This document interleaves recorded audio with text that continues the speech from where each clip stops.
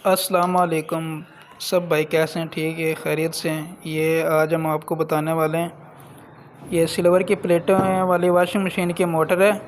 इसका हम आपको फार्मूला बताएंगे जो बेस्ट फार्मूला है। इसकी जो कोर की लंबाई है वो पूरे 2 इंच इसकी कोर की लंबाई है, ये वाली। और जो इसका रूटर का वाया है वो 2 इंच और 3 सूतर है। तो आप इसके अंदर फार्मूला डाल दें, आप इसके अंदर डाल दें 25 नंबर इसके अंदर वायर है। और 4 6 के ऊपर 4 पिचेस की 4 6।